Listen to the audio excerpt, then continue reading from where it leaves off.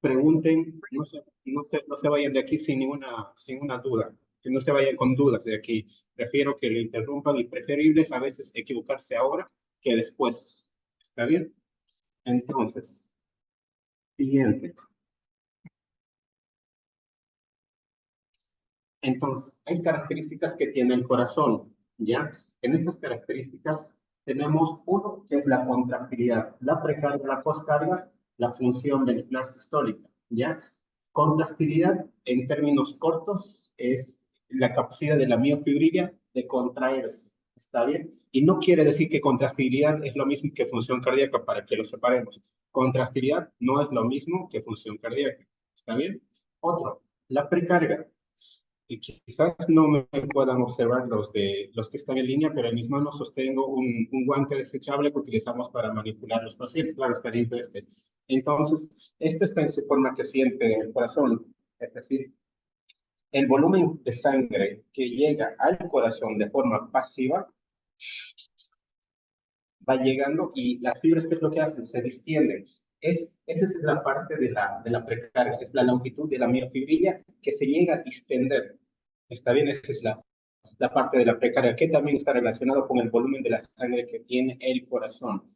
La poscarga, es decir, el corazón, los ventrículos propiamente, después que ya está con sangre, después de la precarga, necesitan abrir la válvula aórtica. Y recuerden que la aorta, la pulmonar, son estructuras, aorta sobre todo musculares, tejido elástico. Al tener estas características, no es como un papel, no es algo sencillo de vencer. Entonces, tiene que generar una determinada presión.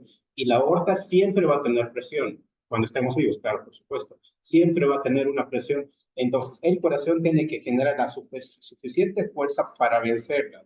Entonces, la poscarga es la fuerza que tiene que vencer al contraerse el corazón para vencer esta fuerza posterior al lugar donde se va a contraer, ¿está bien? Es decir, a donde la contracción ventricular. Entonces, hay alteraciones que pueden estar relacionadas en estas, pero pueden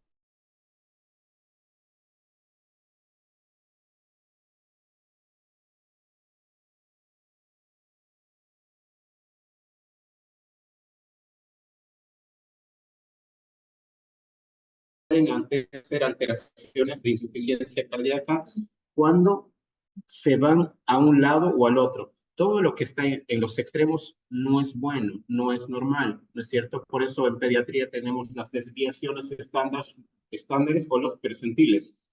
Los que se van a la parte izquierda de su pantalla pueden ser alteraciones en disfunción diastólica. Cuando se van a la derecha van a tener mayor volumen. Entonces, estos dos no son buenos para el corazón. Estos dos no están relacionados con la fisiopatología adecuada o normal, ¿ya?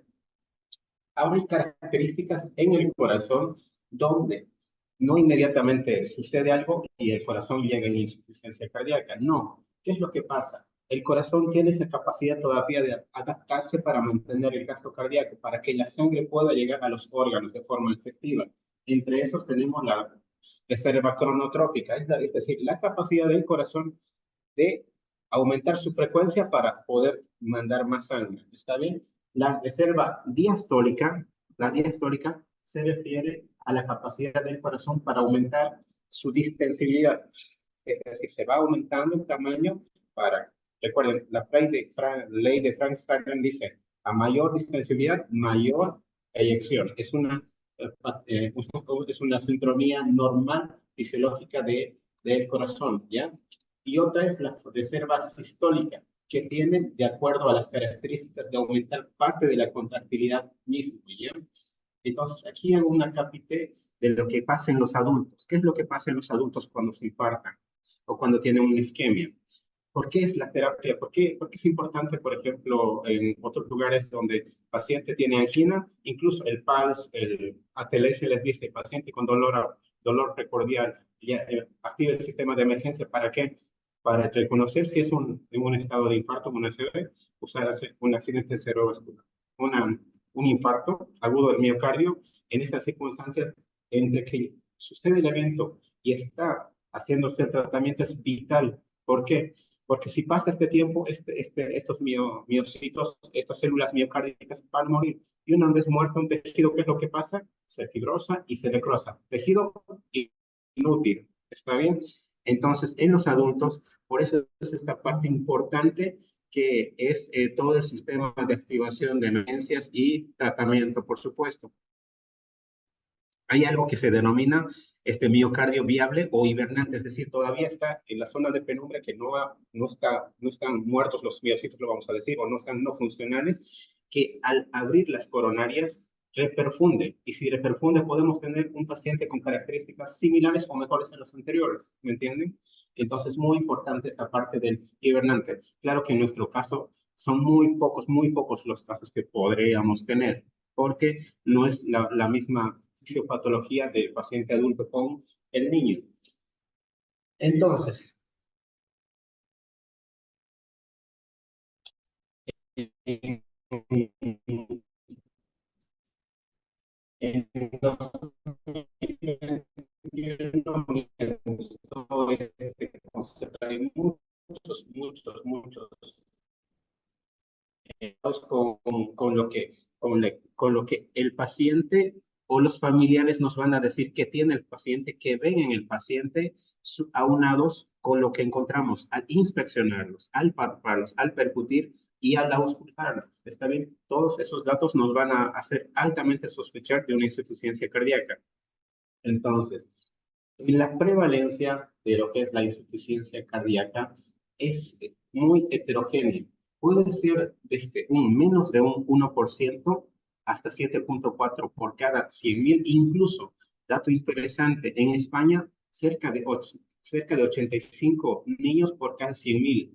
Imagínense la cantidad de pacientes que puede llegar a tener. ¿Está bien? Entonces, para ver algunos datos. En la insuficiencia cardíaca se catalogan entre lo que es agudo y lo que es crónico, ¿ya? Lo que es agudo, pues, es de reciente aparición y además está, como dijimos, es un síndrome que está con síntomas y signos. En estos vamos a tener los datos de mala perfusión, los datos de congestión, la parte de la taquicardia, la taquipnea, el distrés respiratorio de estos pacientes. Los datos últimos, incluso cuando no está compensado de forma adecuada, los datos de hipotensión arterial. Esto puede aparecer en minutos u horas, ¿está bien? Esto de acuerdo a las alteraciones que pueda estar teniendo el paciente o con las que tenga, ya sean anatómicos, los funcionales del corazón.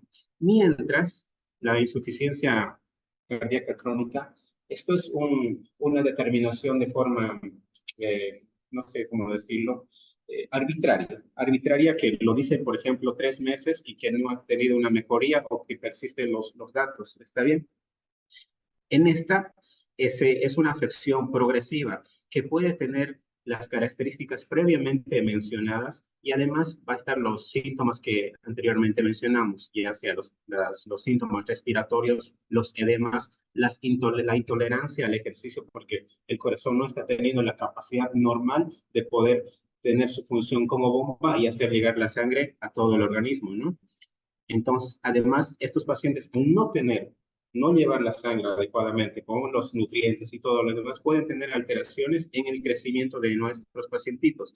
Y además, esta parte de la parte crónica está relacionado con las anomalías neurohormonales que al principio son buenas para compensar la parte aguda, pero a la larga son malas y llegan a ser muy lesivas para el mismo corazón. Las alteraciones circulatorias y las moleculares. Dentro de la parte de lo que es la insuficiencia cardíaca crónica, tenemos dos. Una que es la que tiene una fracción de eyección reducida y otra es la que tiene la fracción de eyección conservada o limítrofe, se podría decir. Entonces, a veces, tener un paciente que esté caminando, que esté más o menos haciendo su actividad y ustedes le dicen, estás normal, puedes hacer todo. Si no tenemos todo el contexto, quizás le estemos exigiendo de más a un paciente que no debería tener. Entonces, parte de todos estos datos va a ser de acuerdo al examen físico, a la historia clínica, perdón, en primera instancia, a los datos que nos va a indicar los médicos de cardiología. Entonces, hay un sinfín de alteraciones que pueden ocasionar la insuficiencia cardíaca. Entonces, esto prefiero pasárselos para que los tengan con artículos, con la diapositiva misma, pero de estos vamos a hacer un paréntesis en 4 de ellas. ¿Está bien? Entonces, lo que sí es que la insuficiencia cardíaca va a estar relacionados con la alteración de la disfunción propiamente, con las alteraciones del volumen, de la sobrecarga de volumen. Así, lo mismo, vuelvo a insuflar mi guante. Tiene sus condiciones normales, manejamos un determinado volumen, pero tenemos un cortocircuito o alguna alteración, esto va a aumentar, pero esto no quiere decir que va a normalizar. Esto a la larga va a tener sus consecuencias. Está bien que lo vamos a continuar explicando. Y con estos van a aparecer los síntomas y signos. Entonces, en las 4 que vamos a mencionar de forma general, las cardiopatías congénitas. En las cardiopatías congénitas podemos tener pacientes con flujo sanguíneo incrementado.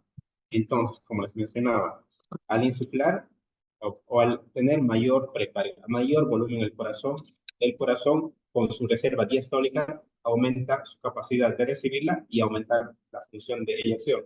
Sin embargo, un momento determinado esto ya va aumentando, cambiando sus características, porque se activa el sistema adrenina-angiotensina, la parte de lo que es la aldosterona, la parte de la vía del simpático. Aparte hay un remodelado cardíaco, y eso a la larga, en ese remodelado, se va fibrosando. Y un tejido fibrosal no es funcional. El corazón necesita miocardio, necesita miocitos para tener su contracción. ¿Está bien?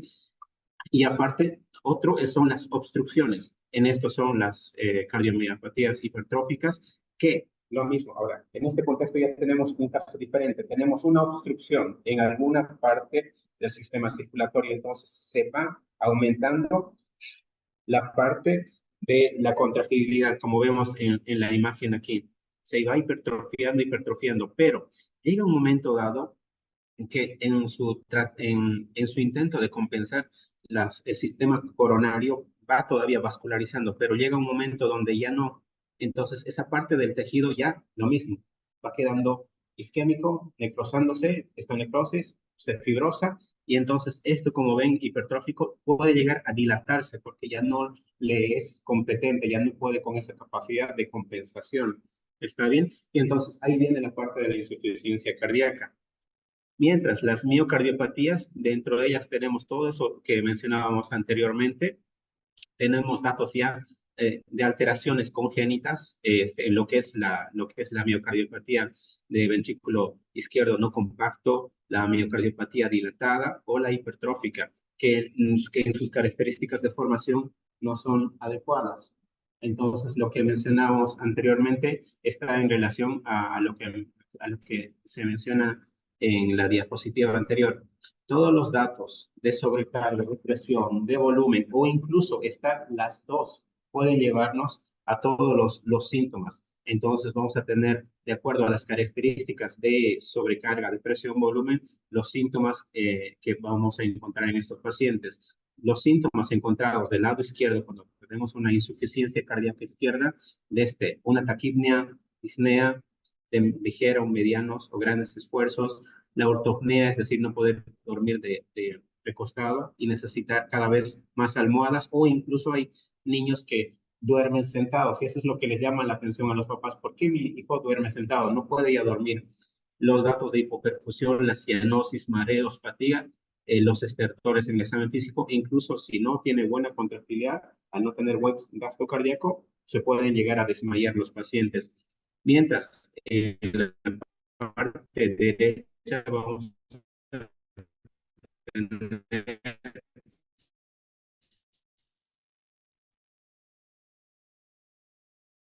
eh, aumento de la presión, la parte de la ingurgitación yugular. Entonces, otra de ellas son las adquiridas. En las adquiridas, ¿cómo? el Kawasaki, la miocarditis, la endocarditis, la fiebre reumática, en todo ese mecanismo del propio virus, de la propia respuesta inflamatoria, del daño que pueden ocasionar, pues dañan al miocito propiamente de forma directa o a través de procesos inflamatorios como lo describen en lo que es el PIMS, por ejemplo, las respuestas superinflamatorias, entre ellas el corazón es uno de ellos. Y entonces lo mismo, se va inflamando, dañándolo de forma importante. Y en esta imagen tenemos un resumen de lo que mencionábamos, todos las alteraciones moleculares y de enzimas que se van alterando. Y justamente anteriormente, en los 90, el tratamiento de elección casi era en todos digoxina, aumentar contractilidad, pero sin embargo, al entender más la parte de la fisiopatología, que donde el sistema de la aldosterona, que los otros mecanismos son más contraproducentes contra el corazón en su evolución, pues se trata de atacar directamente a esta parte. Entonces, en la insuficiencia cardíaca podemos tener datos, este es un cuadro muy práctico, de que tenemos un paciente que tiene datos de una congestión, vamos a clasificar si tiene datos de congestión o tiene datos de mala perfusión. Y ahí vamos sabiendo cómo pueden ir cambiando, o sea, cómo en una mañana podemos tener uno o otro día de forma diferente, de acuerdo a las características clínicas o de acuerdo al manejo que le demos o algún cuidado que no le estemos optimizando. Entonces, podemos tener cuando hay datos de congestión, pero y además tiene datos de baja perfusión, entonces vamos a tener un paciente edematizado y pero con calor, mientras podemos tener los datos de pero baja perfusión, pero todavía con datos de congestión. Estos van a estar los datos de congestión están con taquipnea, la ortopnea, la citis, la hepatomegalia, lo que son los datos de ingurgitación yugular y los crépitos que podemos encontrar en el paciente. Mientras en el otro, cuando tenemos los datos de baja perfusión, es lo que encontramos las extremidades que están frías, el llenado capilar lento, los datos de hipotensión y demás. Ahora, cuando mencionábamos toda esa parte de las alteraciones enzimáticas o las desregulaciones que a la larga se producen, el miocardio normal es reemplazado por depósitos de fibroblastos o otras células o tejidos que no son los normales y que conllevan a perpetuar la insuficiencia cardíaca. Entonces, una vez que ya vimos los datos clínicos del paciente, ya tenemos la revisión del paciente, que el paciente está decaído, que está con datos de mala perfusión, con datos de ingurgitación yugular o que está taquipnéico y en el peor de los casos, con datos de shock completamente cardíaco, pues es la pregunta, ¿qué estudios les hacemos, no? Entonces, en eso pues podemos ir de una parte muy sencilla que en casi todos los lugares me atrevo a decir que podemos llegar a tener una radiografía para ver cuánta congestión podemos llegar a tener en el corazón, desde algo muy leve hasta una parte de un edema agudo de pulmón. Incluso ahí mismo podemos ver la silueta cardíaca, el tamaño del corazón y los datos de sobrecarga. Otro estudio que cada vez va aumentando, es lo bueno, es el ecocardiograma Doppler, donde vamos a poder observar las características de las cámaras cardíacas, las características de las válvulas, las características de los flujos y las alteraciones cardíacas que puede llegar a tener este paciente. Aquí les traigo un pacientito de 4 años, 2 meses, que el día viernes lo operó. Como pueden observar, en esta línea superior, este es un eje de 4 cámaras, aurícula derecha, ventrículo derecho, aurícula izquierda, ventrículo izquierdo. Estas cavidades están más dilatadas, ¿ya? Y aquí justamente en esta porción se ve el defecto interventricular con cortocircuito del ventrículo izquierdo hacia el ventrículo derecho. Y aquí está el defecto que no era nada pequeño, casi 1 centímetro de tamaño. Entonces, el paciente en esa oportunidad, antes de operarse, con función normal, con características muy adecuadas, o sea, una insuficiencia con cardíaca con fracción de eyección conservada. Sin embargo, después de la operación, ¿no? Aquí quiero que vean cómo se movía. Posteriormente a operarse, la fracción de eyección, el gasto cardíaco estaba bajo, ¿ya? Entonces, ¿cómo es que distintos momentos, conocerlos, manejarlos, nos va a orientar a dar el tratamiento? Pensar con un gasto cardíaco aquí de 4.1, llegar a un gasto cardíaco de 1.9 es alto, importante, ¿ya? Datos de insuficiencia cardíaca. Entonces, algunos estarán pensando, le ponemos 2, 3 aminas o inotrópicos, perdón, para mejorarle. Sin embargo, él solo fue necesario darle tiempo que recupere del efecto de la bomba y además un poco de adrenalina a 0.04 y ya a las 24 horas la función estaba prácticamente preservada. En la parte de los laboratorios, perdón, este es el dormido, debería estar antes. Eh, el hemograma para ver cómo está la hemoglobina. Esa es una cosa de las que quiero que se lleven de aquí. La hemoglobina, cómo está, incluso de aquí debería estar el hierro. La gasometría para ver cómo está el medio interno, la parte de la parte ácido-base y la gasometría, el bicarbonato, el exceso de bases, el pH, para ver cómo está, si necesita alguna corrección, si necesita alguna medida, como también el lactato. Entonces, otro en lo que es el abordaje de la insuficiencia cardíaca son las hormonas cardíacas o enzimas cardíacas. En esta imagen del lado izquierdo tenemos el NT-proBNP. El NT-proBNP es el metabolito final del BNP. ¿Está bien? Esto se aumenta ¿cómo? Tenemos los ventrículos de un tamaño adecuado, con volumen adecuado. Al aumentar la presión, al aumentar el volumen, aumenta más. O al aumentar la presión, aumenta más. Entonces, esto de forma retrógrada, la sangre o la presión se transmite a la aurícula.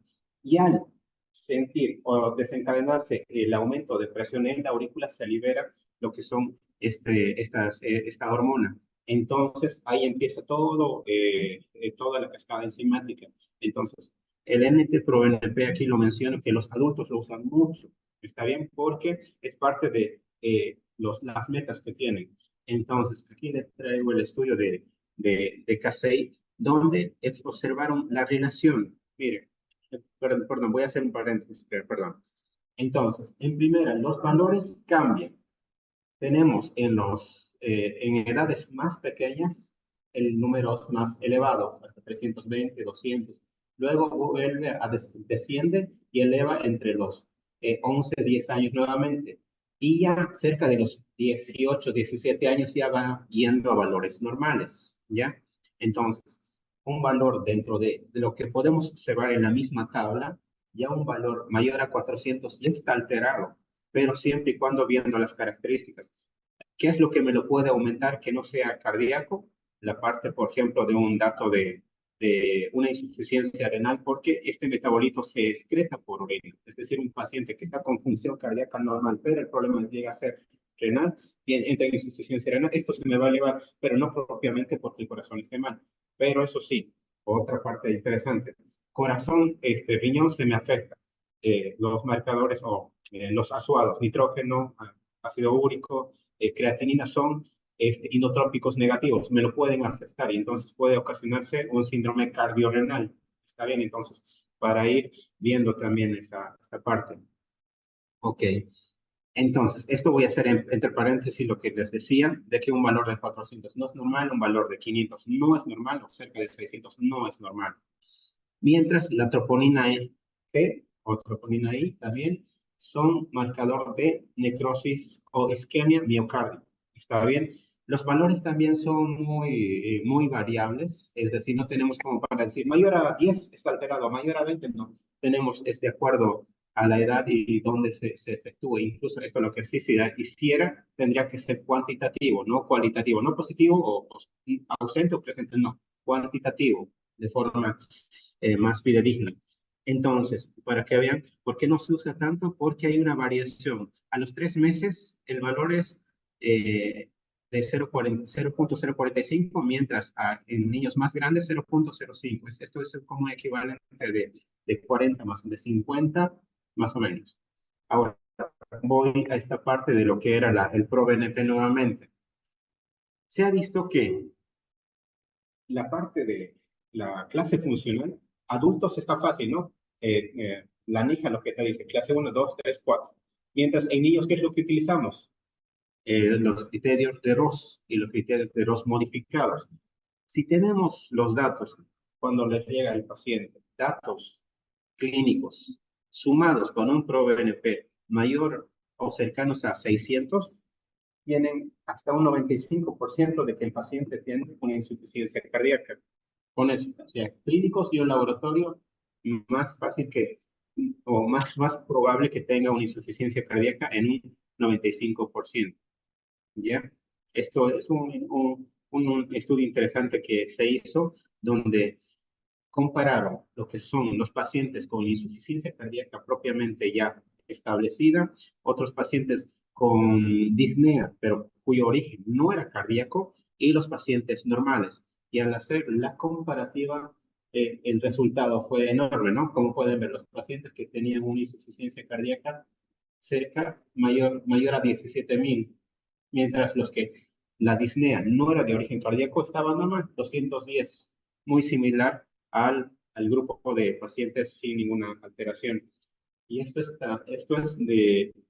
una continuación de la diapositiva anterior donde menciona cómo podemos ir catalogando las características de estos pacientes, es decir, la sudoración, los datos de la dificultad respiratoria, la frecuencia respiratoria del paciente, la frecuencia cardíaca, la hepatomegalia, el laboratorio del ProBNP, sumando, darle un score, y aquí vamos a tener un resultado de en qué parte de la insuficiencia cardíaca podemos estar, en una insuficiencia cardíaca ligera, moderada o una insuficiencia cardíaca severa incluso.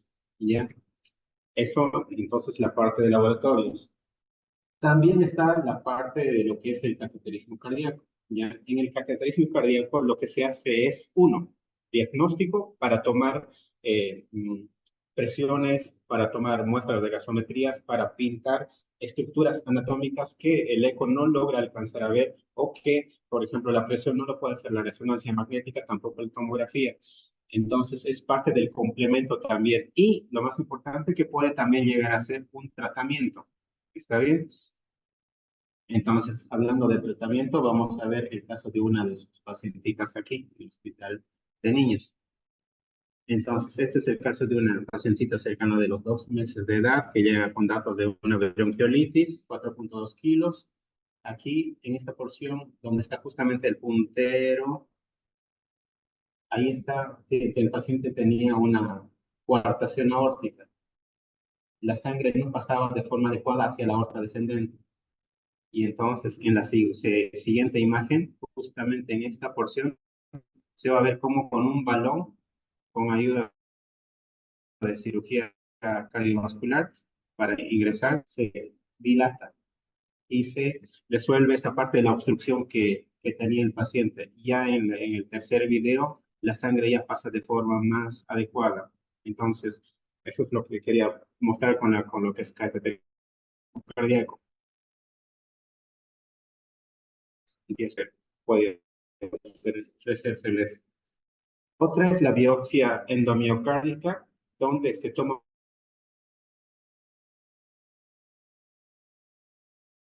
un, un fragmento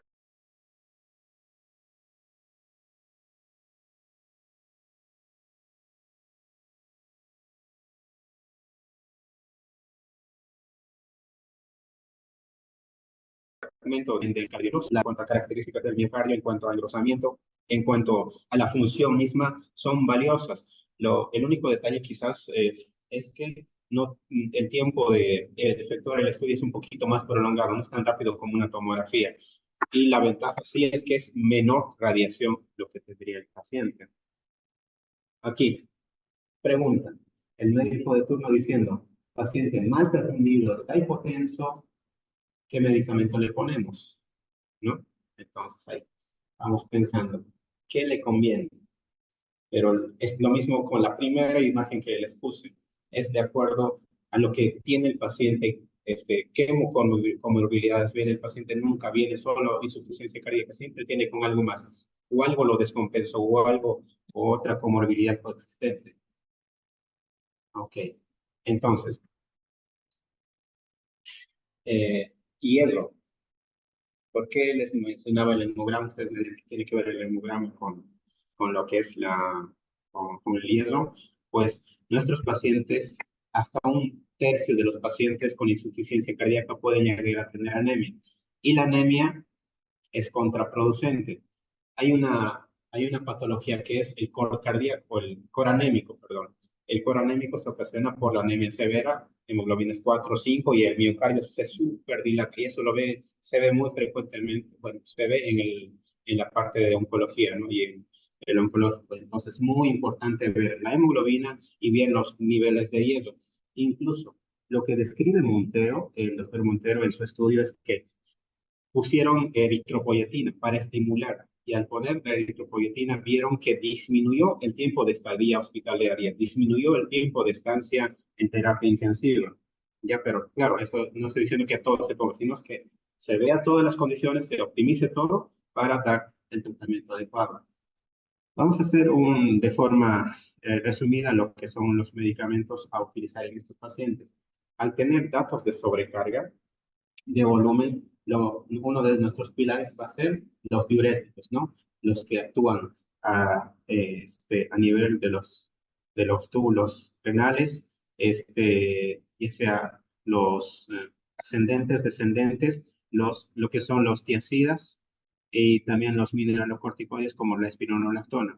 Este es muy, muy importante, la espironolactona, porque también bloquea a lo que es la aldosterona, porque la aldosterona llega a ser también ocasionar fibrosis y remodelado cardíaco, ¿ya? Las dosis, pues no las voy a empezar a decir una por una. La información la van a tener. Esto va a depender mucho de cómo está. A algunos va a ser necesario ponerles vía oral, a otros va a ser necesario pasarles vía endovenosa y a otros incluso en infusión continua o incluso utilizar 2 o 3 diuréticos en casos muy, muy excepcionales, ¿ya? Entonces tenemos también lo que son los inotrópicos. En los inotrópicos, la forma varía de acuerdo a la literatura, ¿ya?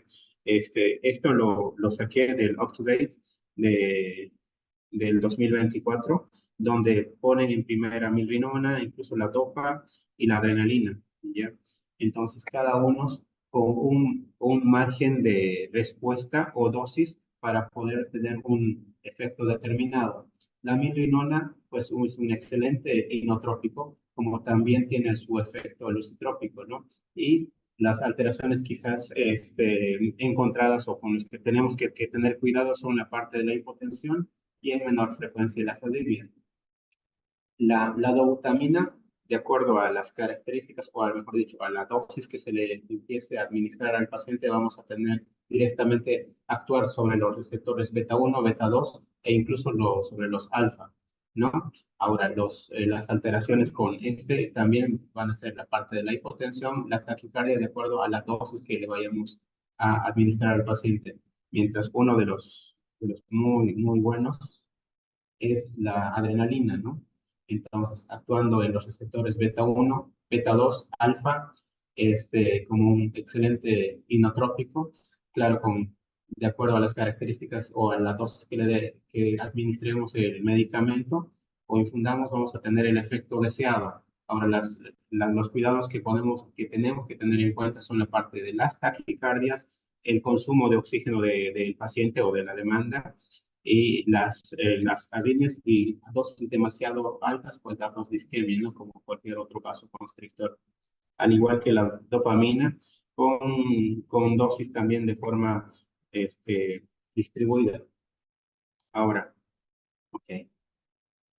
En estos pacientes que ya intentamos manejarlo con líquidos, manejarlo con lo que es los diuréticos, ya es con el inotrópico, con el inotrópico, y no está dando resultado. En otros lados, quizás no lo tenemos aquí, pero es necesario que lo sepamos, es que hay lo que es el ECMO, es decir, la asistencia circulatoria, e incluso dispositivos de asistencia ventricular. Ya hay Hay estudios muy buenos cuyas supervivencias son muy buenas. En la parte del ECMO, haciendo una pequeña diferenciación, es que en el ECMO el paciente sí o sí va a estar sedado, dormido, donde la máquina va a hacer la función del corazón y del pulmón, ¿ya? Haciendo de bomba y oxigenando. Claro que una de ellas puede ser menor, en este caso sobre todo la parte de la bomba. Mientras la asistencia ventricular, el paciente puede estar riendo, llorando, cantando, caminando sin problema, donde directamente es en la parte izquierda lo que es la asistencia que se le va a hacer. Es decir, uno puede ser en la aurícula o puede ser en el ventrículo y la otra devolviendo la sangre hacia la aorta, cosa de que esta es la bomba que efectúa la función del ventrículo izquierdo. Luego, en la insuficiencia crónica. En la insuficiencia crónica es de forma diferente, porque habíamos mencionado que en la parte crónica eh, prevalecen o se perpetúan las alteraciones neurohormonales. Entonces, en ese acápite de romper estas cadenas, lo que se utilizan son lo que son los IECAS, lo que son los ARAS, como también para disminuir esta parte disminuir la parte simpática, los beta bloqueadores, el diurético va a estar ahí de per se, y en algunas circunstancias va a estar también utilizándose la dioxina. Otro medicamento es la ivabradina, donde su acción es muy específica a nivel del nodo sinusal y tiene muy buenos resultados descritos en la miocardiopatía de Duchenne. Otro medicamento muy bueno que es utilizado en adultos, incluso ya se ha aprobado en 2019 por la FDA, es el sacubitrilo valsartán. ¿Por qué lo menciono esto? Porque este medicamento es combinado, ¿ya?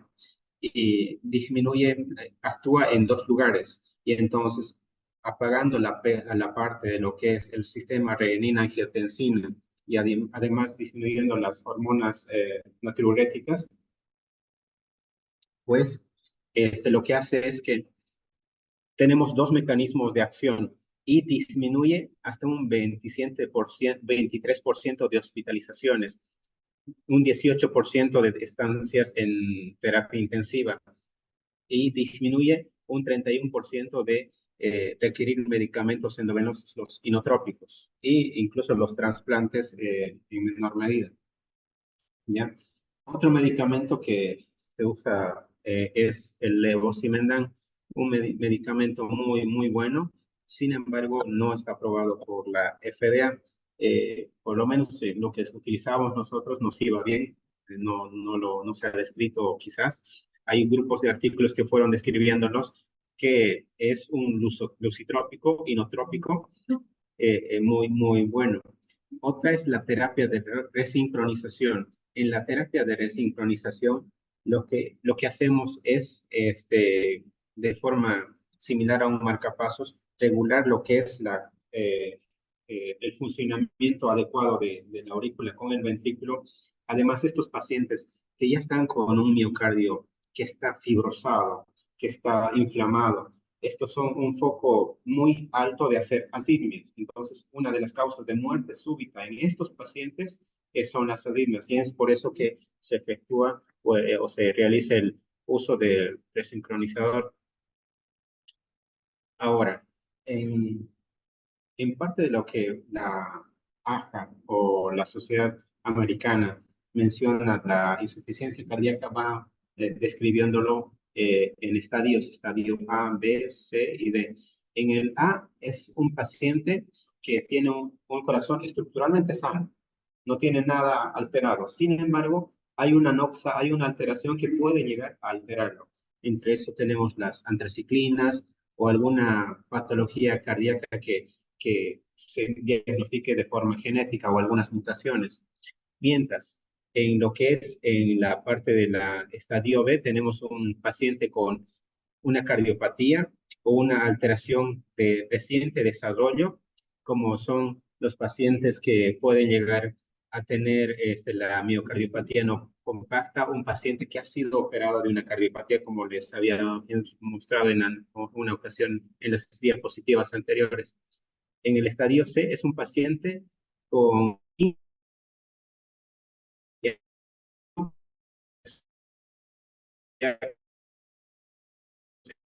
en el caso de pacientes que tienen miocarditis o un paciente con una cardiomiopatía dilatada o un paciente con insuficiencia mitral o aórtica importante. Recuerden, de alguna manera, el aumentar el volumen de forma retrógrada va a compensar en primera instancia, pero a la larga va a ser contraproducente para el mismo organismo. Mientras en el estadio D están aquellos pacientes con alteración estructural propiamente dicha y con los síntomas que no mejoran con medicamentos de la insuficiencia cardíaca, es decir, con los síntomas establecidos sin mejoría de la insuficiencia cardíaca. Esto es de forma resumida lo que muestra cómo se llegan a utilizar de acuerdo a las características de los síntomas, de acuerdo a cómo los vamos clasificando a los pacientes. Donde aquí tenemos el aumento de la severidad de los síntomas, aquí poco o ningún síntoma en la primera, aquí ligero, aquí moderado progresivo síntomas de insuficiencia cardíaca. Mientras en esta otra columna tenemos la parte del remodelado cardíaco que puede llegar a tener. Entonces, de acuerdo a las características de estas, pues vamos a establecer lo que es el tratamiento de si no tiene síntomas, si no tiene alteraciones de remodelado, pues puede ser la parte de observación, darle bloqueadores del sistema renina-angiotensina. Al incrementarse estas, pues vamos a necesitar diuréticos y una terapia específica, siempre buscando la causa. Al tratar la causa, podemos de alguna manera ir revirtiendo paulatinamente los síntomas, ¿no es cierto? Ahora, al incrementarse el remodelado, pues ya vamos a estar utilizando otros medicamentos más específicos, ya sean los IECAS, lo que es el sacubitril o valsartán, y también en casos más severos vamos a poder utilizar los beta bloqueadores. Y aquí lo que mencionaba el sacubitril o valsartán, que es uno de los medicamentos que tiene muy buenos resultados. El otro es los mineralo. Aquí se refiere a lo que es la espironolactona, aquí es el beta bloqueador, la ibabradina de acuerdo al contexto del paciente. Incluso aquí hay otro medicamento que se usa de forma muy importante en los adultos, que también tiene disminución en la mortalidad y en el tiempo de internaciones en los hospitales. Y en aquellos pacientes que no tienen una respuesta adecuada, que van todavía en decremento, pues van a necesitar algunos trasplante cardíaco o los dispositivos. ¿Ya? Entonces,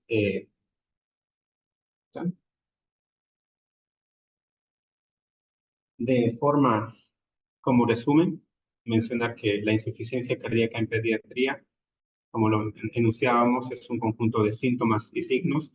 Va a estar variado de acuerdo a los síntomas que veamos, a los signos encontrados. La fisiopatología de cada una va a ser diferente. Entre ellos, las cardiopatías congénitas son un grupo importante que pueden llegar a ocasionar la insuficiencia cardíaca comparado con los adultos, que es más adquirido, que es más de datos isquémicos, ¿no?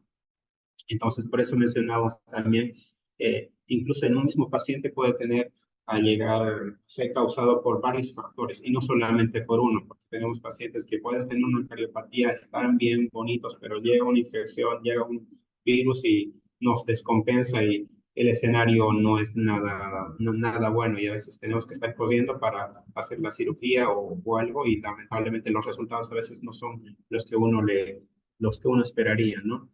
Entonces, en el manejo de nuestros pacientes, esta parte de la descongestión, la parte del manejo de líquidos, la parte del diurético, el tratamiento de la causa subyacente es muy importante, no olvidarse de estas. Es importante también la parte de la prevención de la progresión. ¿ya? Y siempre viendo en esos mecanismos neurohormonales de la insuficiencia cardíaca crónica y las alteraciones de obstrucciones pulmonares o sistémicas para tratarlas, para disminuir y de forma pronta resolverlas, ¿no?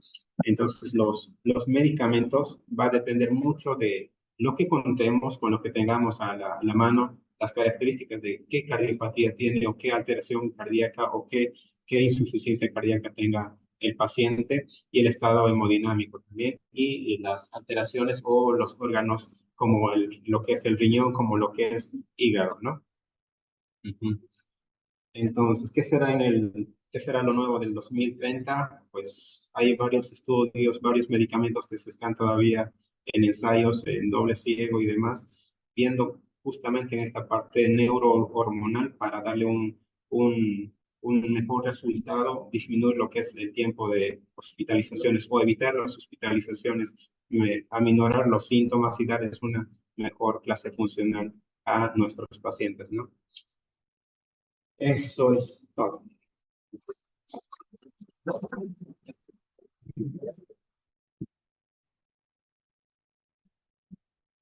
Ujú, ujú.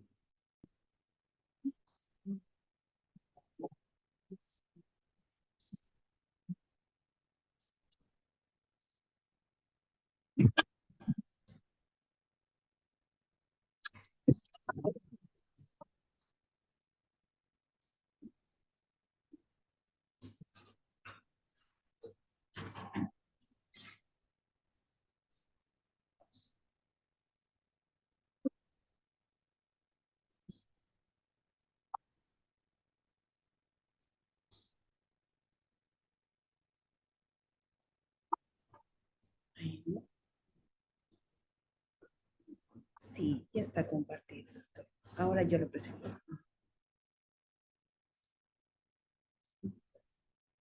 Buenas tardes, ahora vamos a seguir con la clase del doctor Diego Rubén Salinas. El doctor es reumatólogo infantil, hizo la carrera de médico cirujano en la Universidad Mayor de San Andrés, en la ciudad de La Paz. Su especialidad de pediatría en el Hospital de Niños Doctor Oviedo Aliaga Uría en La Paz y la especialidad de reumatología infantil en el Hospital de Infantil de México, Federico Gómez, Ciudad de México. Puede empezar. No, se va a escuchar, no hay problema. Sí, se escucha porque igual voy a correr la computadora. Pero, pero se escucha muy bien porque está conectado todo a esta computadora. Bueno, es un gusto, muchas gracias. No me la declararon, esta es una casa para mí. Algunos saben que estoy para aquí trabajando. Quiero decir, para tu país trabajar acá, porque cada vez que tengo país acá, con gusto, con ganas, con ánimo, siempre lo voy a tener, porque tengo pacientes muy interesantes que realmente no nos dejan de sorprender el día a día. Y esta es una enfermedad que creo que hemos visto, hemos aprendido juntos, Verónica, Francisco, cada día, porque realmente es una enfermedad que nos sacudió, nos enseñó mucho y nos sigue enseñando, ¿no? Está viendo realmente actualizaciones, problemas nuevos, realmente creo que cosas nuevas que han salido del tratamiento, de la psicología, creo que se quedó hasta por ahí la cosa, pero siempre es bueno un refresh. ¿Por qué? Porque la gente que estaba vacunada hace 4 años, ahora que se vacunaron, tenía que vacunarse hace 4 o 5 años cuando la vacunaron. No se escucha bien. Bien, ahora lo arreglamos. ¿Por qué no se escucha? Por favor, doctor, si puede venir de este lado.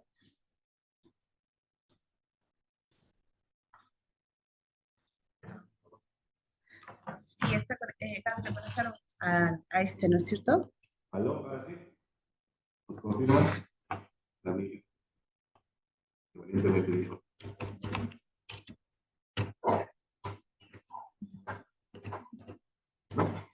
Hola, hola. ¿Ahora sí? Ahora sí, ¿no? Sí, escucho los videos. Ya lo escucho. Listo. Bueno, entonces pasemos a definir, ¿no?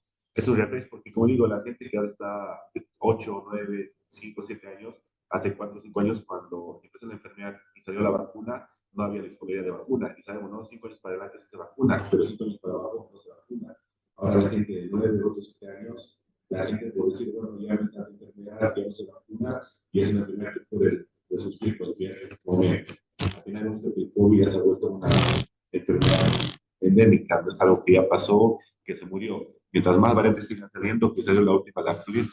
La semana pasada en Estados Unidos, quién sabe qué novedad nos traiga esta enfermedad. Repasemos que es una enfermedad. Voy a llamarle otra. Entonces es una enfermedad que se conoce como síndrome inflamatorio asociado justamente a la infección por el COVID, por el SARS-CoV-2, que usualmente se caracteriza por una inflamación abrupta, aguda y muy importante con compromiso multisistémico multiorgánico.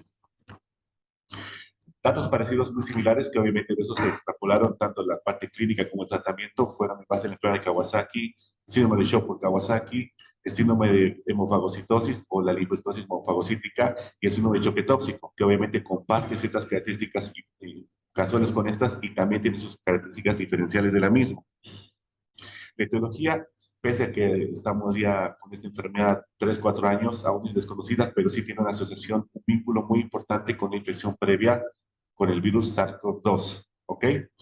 Y lo que se conoce que justamente que hay algún tipo de disregulación o alteración en la parte inmunológica que pasa de 2 a 4 semanas después de una infección por COVID y que usualmente presenta el síndrome inflamatorio con una respuesta inflamatoria asociada. ¿Por qué? Porque en esos pacientes se detecta lo que son los anticuerpos IgG e IgM de una manera más acentuada que en otros pacientes. Se habla también de algún tipo de predisposición genética, porque hemos visto que realmente hay mucha gente que sí se enferma de COVID, pero que no tiene ese síndrome. Y eso no hay que tomar en cuenta, porque la primera enfermedad con la que se asoció fue el Kawasaki. Y el Kawasaki es una enfermedad muy importante, muy predisponente en la parte de Asia Oriental. Japón, la incidencia es mucho más alta que en países de la demás región global. Pero esta enfermedad que tenía muchos datos de Kawasaki, al final se vio que era muy poco frecuente en los países asiáticos, siendo más frecuente en los hispanoamericanos, en la raza negra, y obviamente ahí pensamos algún tipo de componente racial o componente genético. Hasta marzo de 2022, que es como las fechas que se vio un reporte importante, se conocía que habían casi 8.000 personas con el síndrome inflamatorio, de los cuales la repercusión en la mortalidad es 63 muertes. Obviamente, si hacemos números, repercute un 0.8%, que como vemos no es tan importante, pero obviamente es porque la alerta obviamente se ha aprendido y uno está más atento ante estas presentaciones. Si hablamos un poquito del COVID, sabemos, ¿no?, que el COVID se inicia en China, una provincia de Wuhan, que obviamente a partir de 2019 y 2022 en marzo la OMS la declaró una pandemia a nivel mundial. Saber también que comparado con los adultos, la parte pediátrica tiene mucha menos internación y la complicación también es mucho menor. Entonces, obviamente, como pensamos, la parte pediátrica de los pediatras estábamos tranquilos realmente cuando empezó lo del COVID y a describir los casos, porque los niños se internaban mucho menos y la comparación de la mortalidad y las secuelas que tenían también era mucho menor. Lo malo es justamente que a partir de más o menos marzo, abril, después de que empezó la enfermedad, ya los pediatras empezaron a describir síndromes inflamatorios asociados justamente con esta enfermedad que ha pasado hace 2 o 4 semanas. Incluso vemos acá que el COVID infantil apenas cuenta con el 19% de la representación en general de todo lo que es la gente que tiene COVID, y las muertes infantiles también es un porcentaje bastante bajo, ¿no? 0.26%. Y miren, incluso pensar, ¿no?, que realmente los niños con COVID casi siempre tienen efectos o síntomas muy leves o incluso pasan de forma asintomática. Este es el de los primeros casos que se escribió, que es justamente en Estados Unidos, que vemos allá la fecha, ¿no?, que es en abril del 2020.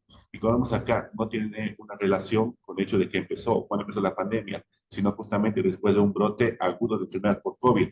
Es una paciente de 6 meses de edad, la cual tenía síntomas respiratorios bastante leves, pero que también encajaba en lo que es el diagnóstico de Kawasaki: el ojo rojo, los labios inflamados, exantema, eritema y la fiebre persistentemente. Se hicieron los laboratorios y salió positivo para COVID, pero con los datos asociados dijeron, bueno, también parece un Kawasaki de una forma más aguda. Se trató con inmunoglobulina con una respuesta bastante favorable, pero ya es para tomar en cuenta que fueron los primeros datos importantes.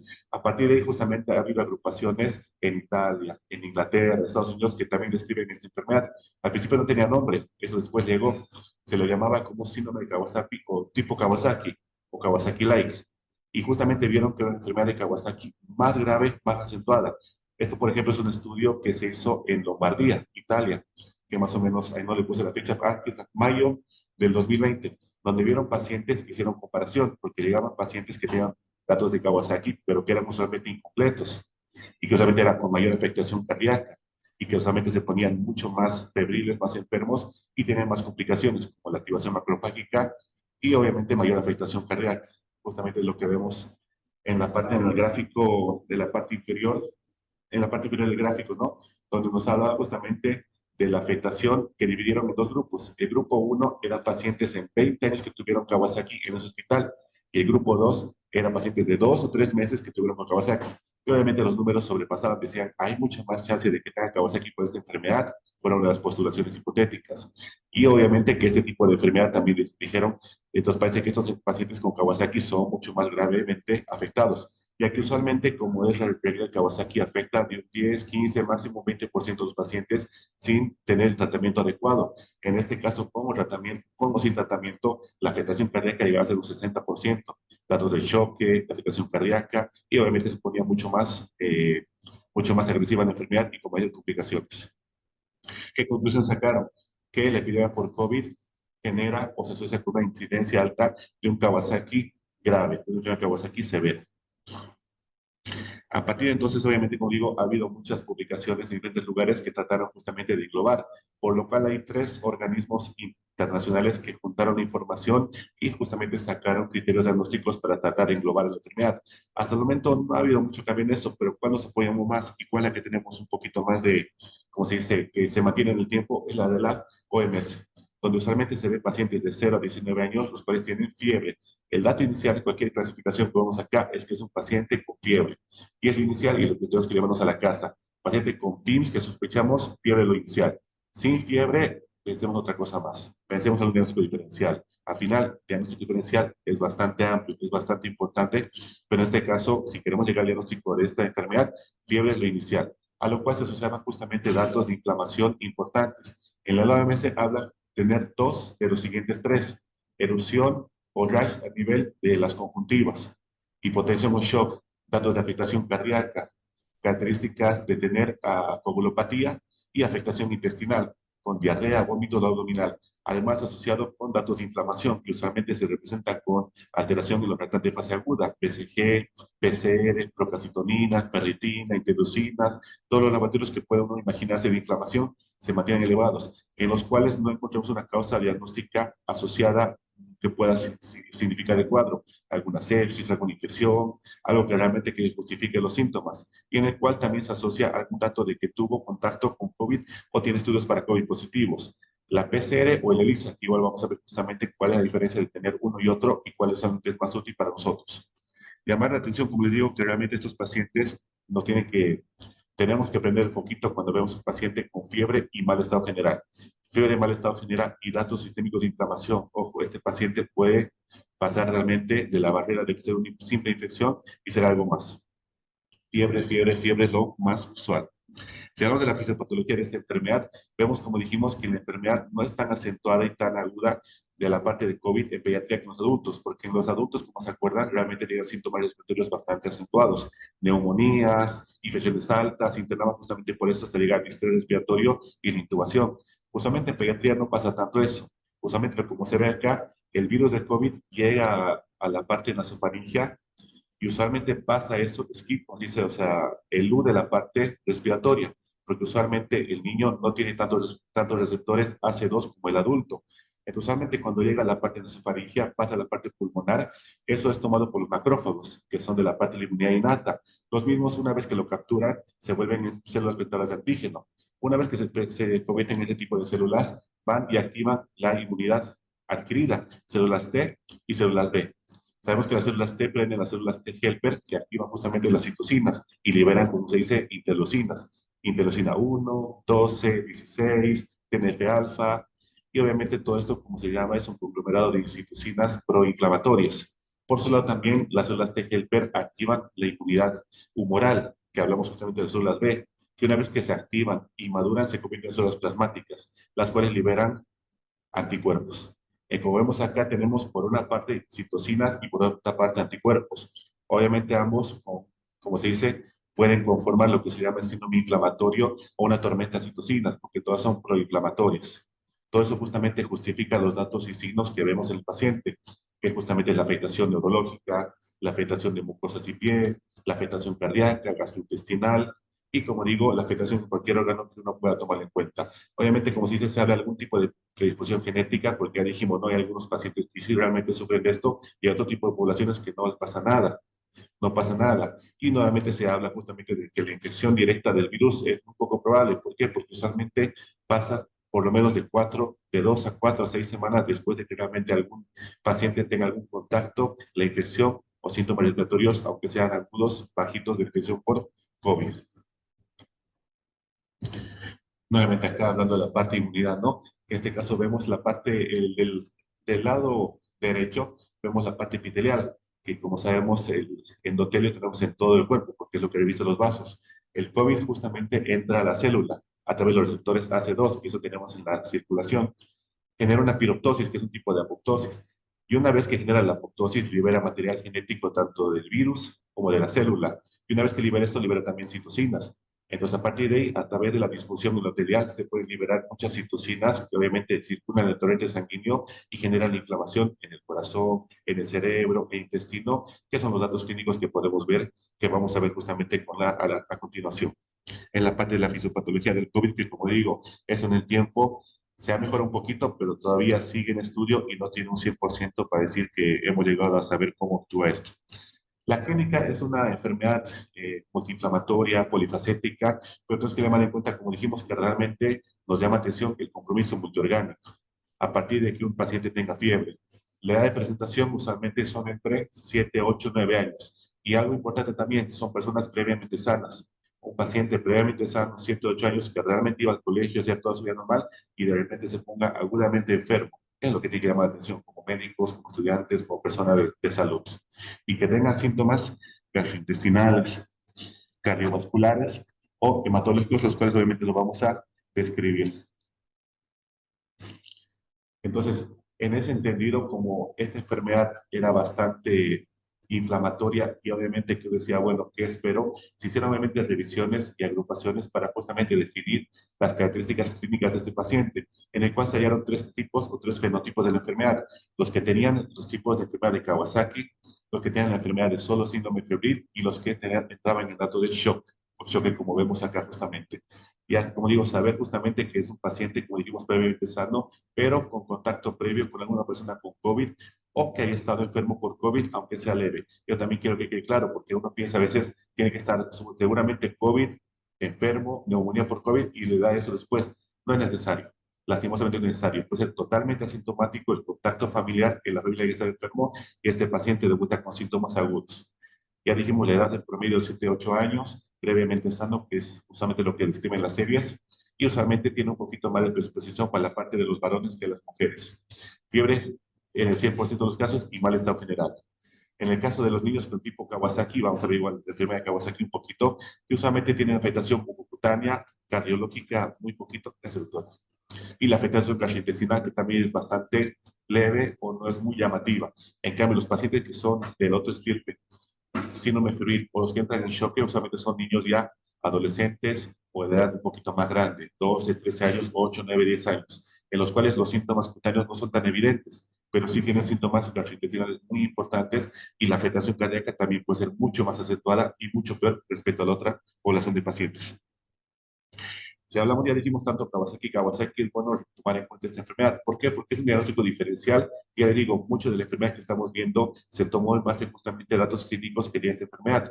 Kawasaki es una enfermedad, una vasculitis aguda autolimitada de vasos medianos, que usualmente en pacientes de 5 años para abajo, en los cuales usualmente vemos que tiene afectación cardíaca, afecta justamente las coronarias, siendo su repercusión clínica a largo plazo la peor.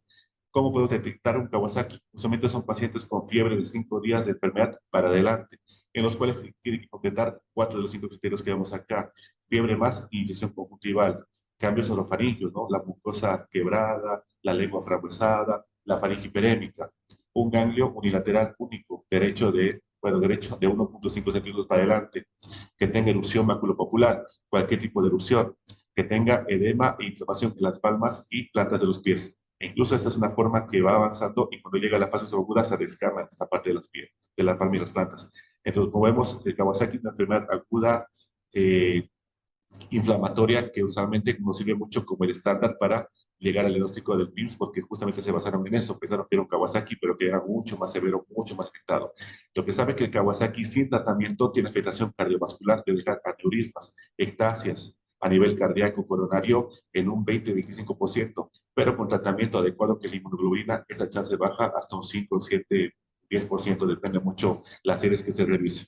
Entonces, justamente en base a eso se hizo el estudio o la acumulación de los datos. Acá vemos justamente, ¿no?, los labios agrietados, las manos inflamadas, los ojos con inyección conjuntival sin secreción.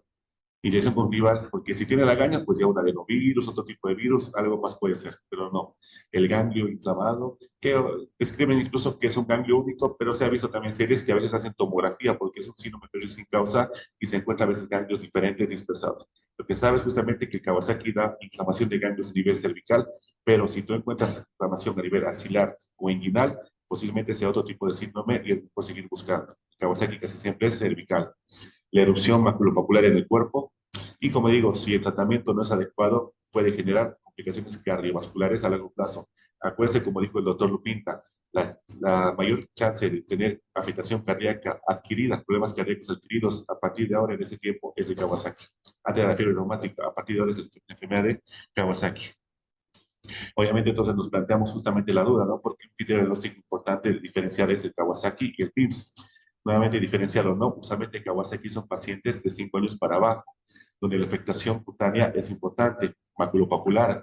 En cambio, en el PIMS, la afectación cutánea puede ser como no puede ser importante, depende del fenotipo o la edad del paciente, y donde usualmente predispone o predomina los síntomas gastrointestinales, diarrea, vómito, dolor abdominal, compromiso cardiovascular importante. En el Kawasaki, usualmente los aneurismas cardíacos se ven en la fase subaguda, o sea, una vez que la fiebre cede, pasa 2 semanas, 3 semanas, 4 semanas, a través de ecocardiografía uno puede ver la alteración cardíaca. En cambio, en esta enfermedad inflamatoria sistémica, al segundo, tercer, cuarto día, uno ve los datos de afectación cardíaca, sea miocarditis, derrames, valvulitis o cualquier tipo de afectación cardíaca que uno pueda imaginar, porque realmente el compromiso cardíaco es extenso con este síndrome inflamatorio. Igual, el Kawasaki por sí mismo es una enfermedad inflamatoria, pero como vemos acá, pese a que realmente es inflamatoria, es un inflamatorio multisistémico infantil, también tiene datos de inflamación superagudo, que usualmente eleva mucho más los reactantes más agudos como el PCR, la ferritina, es más coagulopático, y como vemos acá, tiene más síntomas gastrointestinales y la afectación cardíaca.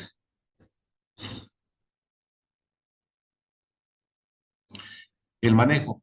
El manejo del Kawasaki igual es importante por lo menos tocarlo. ¿Por qué? Porque en base al Kawasaki y a ese manejo también se ha extrapolado la información para el tratamiento de este síndrome inflamatorio multisistémico infantil, en el cual indica, ¿no?, diagnóstico de Kawasaki, paciente, médico, reumatólogo, pediatra, que al final no es necesario que sea solo reumatólogo, un pediatra con experiencia y leyéndolo bien puede llegar al diagnóstico, la verdad. No es tampoco tan, no es imposible. Simplemente si uno tiene dudas, ya va con la ecocardiografía, si hay algún dato de afectación cardíaca, ya el diagnóstico puede ser más certero. Las dosis indicadas son inmunoglobulina, gamma globulina humana, 2 gramos por peso, dosis única, ajustado con aspirina, de 80 a 100, que ahora también se maneja 50-70 miligramos kilogramo en 4 dosis. Ambos son como sinergistas, pero obviamente el efecto mayor es de la gamma globulina. El otro simplemente sirve para que las plaquetas no asciendan mucho más y como terapia antiplaquetaria. Si la respuesta es favorable a las 36 horas, no hay fiebre, se pasa a descender la dosis de la aspirina y el paciente puede ser dado de alta. En cambio, si el paciente persiste con fiebre, vuelve la fiebre, se puede administrar una segunda dosis de globulina. Pero ojo, también hay que tomar en cuenta las horas, porque a veces no le ponen globulina, pasa 6, 7, 8 horas, le llaman al reumatólogo, oye, otra vez tiene fiebre. No, usualmente es un periodo de ventana que siempre dejamos nosotros como reumatólogos o médicos, porque la gamma globulina por sí mismo tiene el efecto bueno, beneficioso, pero hasta las 36 horas de que realmente termine la inmunoglobulina. La segunda dosis no es efectiva, nos vamos a los pulsos de corticoides. Eso es justamente un esquema, un tratamiento que se va haciendo, que en este caso un poco difiere del PIMS, porque en el PIMS incluso hemos visto muchas veces con los colegas de terapia, ¿no? ¿Otra dosis de gamma? Me preguntan. Le digo, sí, pero no, mejor no. ¿Por qué? Porque los niños que son Kawasaki usualmente son chiquitos, entonces la dosis debe ser pues 4 o 5 frascos. En cambio, los de PIMS son de 12, 13, exacto. Entonces la carga del líquido de la inmunoglobulina va a ser mucho más alta y está incluso proscrito ahora, o no está recomendado por lo menos, una segunda dosis de gamma globulina, sino está más bien indicado que se inicie la inmunoglobulina con corticoides de ingreso. Y si no funciona, incluso ya hay otro tipo de tratamientos biológicos que aquí no tenemos mucha chance. Y bueno, como dice, como somos país tercermundista, ya en última opción, tal vez digamos, bueno, ya tal vez una segunda dosis, pero con el riesgo de que el corazón sufra más. Porque mira, la gammagloburina es un medicamento pesado, no es tampoco fácil. Ese pasa casi en 12 horas y son volúmenes altos de volumen. Cada 5 gramos al 100 ml, entonces realmente uno tiene que pensarla bien y considerar si realmente vale la pena una segunda dosis, porque ya dijimos, ¿no? Que en esta enfermedad la afectación cardíaca es mucho más importante que incluso en el Kawasaki. Bien, ¿no? Justamente había la hipótesis por qué justamente los niños más grandes se enferman de esa enfermedad y no porque los niños más chiquitos. Hay muchas hipótesis que todavía son siendo estudiadas, ¿no? Una de ellas es justamente que los vacunan cuando son más chiquititos, que tienen más chances de estar justamente con los demás coronavirus, porque sabemos, ¿no? No es que el coronavirus vino con esta enfermedad y lo conocemos, ya es conocidísimo hace mucho tiempo este virus. Había 4 tipos que son justamente endémicos de cualquier población, que son coronavirus que dan cuadros principales respiratorios altos autolimitados y se sabe justamente que la edad de enfermedad justamente son 5, 4, 3, 2 años. Supuestamente las defensas están mejor entrenadas a esta edad. Es lo que se menciona, pues son justamente los pacientes más grandes ya han pasado esta brecha y obviamente ya no tienen tanto contagio como antes y le da chance de que se enferme más de esta enfermedad. Si hablamos de la afectación cardíaca, usualmente la afectación cardíaca es más heterogénea. Podemos ver justamente cambios a nivel de cualquier parte del corazón, miocardio, pericardio, endocardio, con cambios isquémicos, derrames, valvulitis, shock cardiogénicos, anomalías cardíacas que también se inscriben en esta enfermedad, hipotensión, taquicardia, dolor torácico. Y como digo, una forma importante de describirla y tratar de englobarla o sacarla del contexto del diagnóstico Kawasaki es esa, ¿no? En el Kawasaki usualmente tiene que pasar el periodo agudo para que uno pueda presentar este tipo de anomalías, que usualmente es la anomalía cardíaca. En cambio, en el síndrome inflamatorio vemos que la lista es bastante amplia y usualmente los datos son a los 2, 3 o 4 días, una forma de presentación muy aguda y una forma de diagnosticarla de una forma diferente también damos. ¿Qué nos sirve? Rayos X de tórax, electrocardiograma, ecocardiograma, e incluso menciona la resonancia magnética nuclear, que nos sirve para llegar al diagnóstico de este. La clínica, como ven acá, este cuadro es como que resume todo lo, digamos, que podemos pensar y hablar de esta enfermedad, porque tiene afectación en muchos órganos, es multisistémica, pero ya dijimos que le damos un papel importante a la parte gastrointestinal, donde usualmente los pacientes, depende de la serie, hay series que hablan de un 90% de afectación gastrointestinal, vómitos, náuseas, diarrea, abdomen agudo, que incluso asemejan con una apendicitis.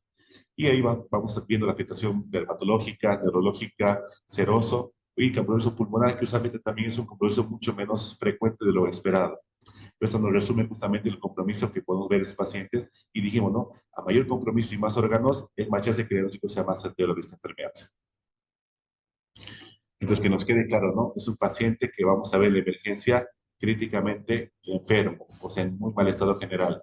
Así incluso le pusieron oxígeno para que se den cuenta, ¿no? Con los ojos rojos, con un exantema en el cuerpo, aeropatías en el cuello, en el cual solamente tenga fiebre de alto grado. Y si tomamos los laboratorios, vemos los reactantes fase aguda bastante elevados. La BCG, la PCR, la ferritina, LDH, procalcitonina, que se encuentran elevados más de lo usualmente que uno espera para alguna enfermedad o bacteria no viral, con compromiso gastrointestinal, poco respiratorio, muy importante la parte hematológica. Usualmente hacen trombocitopenia, neutropenia y linfopenia.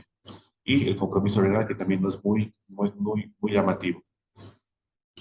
Acá modo de repasar para que justamente veamos los datos. Este es un estudio que igual, casi todo esto que vemos, yo lo saqué del 2020-21 porque ya les digo, a partir de entonces eran los series de casos de los pacientes que ingresaban críticamente enfermos, e incluso como ven acá, ni siquiera tienen como el nombre definido todavía, Kawasaki-like, o sea, un síndrome inflamatorio tipo Kawasaki, como dice acá, que fue hecho justamente en Francia, donde vieron que había 21 pacientes con este tipo de enfermedad, pero igual hicieron la comparación con los pacientes con Kawasaki usualmente.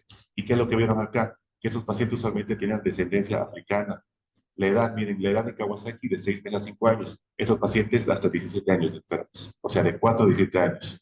La presentación de Kawasaki incompleto, que ya dijimos Kawasaki son fiebre más de 4 de 5. El incompleto solamente es fiebre que tenga 2 o 3 criterios clínicos que hemos mencionado. En este caso, los Kawasaki incompletos serán mucho mayor, llegando hasta un casi 50%. La afectación gastrointestinal es 100%, como acá, o sea, todos los pacientes que ingresaron en esta serie tenían problemas gastrointestinales como tipo diarrea, vómito, dolor abdominal o incluso el abdomen agudo. ¿Quiénes requirieron terapia intensiva? Hasta el 81%. ¿Quiénes recibieron inotrópicos? El 67%. quienes requirieron a gamma-globulina, solamente 100% se puso, pero en este caso se vio que la resistencia a la gamma-globulina era hasta el 24%, que eso ya dijimos que no es así en el Kawasaki. En el Kawasaki usualmente la resistencia puede ser hasta un 10%, o sea, uno de cada 10 va a tener que requerir una segunda dosis. En este caso, un cuarto de los pacientes, o sea, 4 de 10, requirieron que realmente se ponga una nueva dosis o se use con glucocorticoides. El que vemos acá era una enfermedad, como dicen, tipo Kawasaki, pero a la vez no, porque era mucho más grave, mucho más severa, y la edad por sí misma no cuadraba con los niños con Kawasaki por sí mismo, que son lo que normalmente esperaban. Y como también vieron acá y dicen, no, en los estudios para COVID se vio justamente que el 90% de los 21 pacientes tuvieron estudios ELISA positivo para COVID y el PCR en tiempo real el 38%. ¿Qué significa eso? Que usualmente cuando uno toma un PCR en tiempo real, uno está detectando el genoma del virus, que usualmente es obviamente útil a las 2, 24, 48, hasta los 5 días, creo que es bastante útil. Pero usualmente el cuerpo, cuando hace una respuesta inmunológica normal, empieza a elevar anticuerpos del séptimo día para adelante.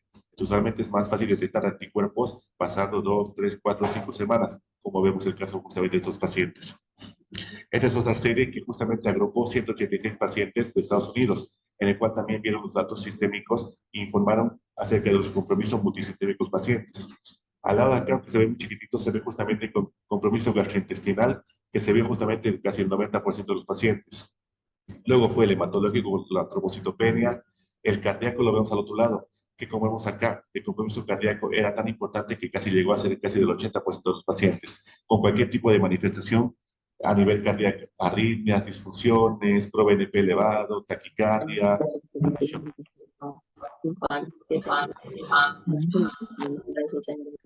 Problemas así.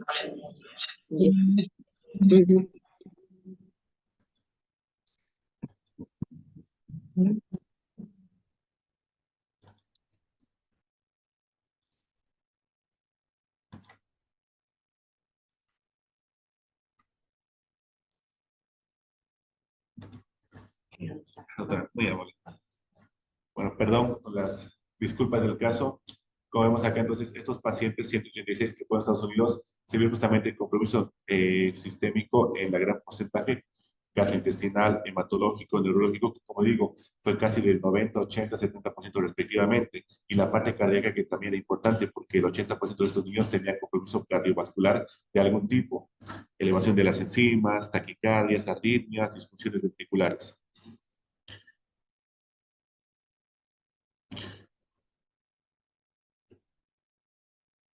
Otro estudio igual que nos llamó la atención justamente fue un estudio hecho en Reino Unido por Whitaker, en la cual juntó 58 pacientes con este tipo de características, donde también justamente encontró los datos clínicos serológicos de estos pacientes.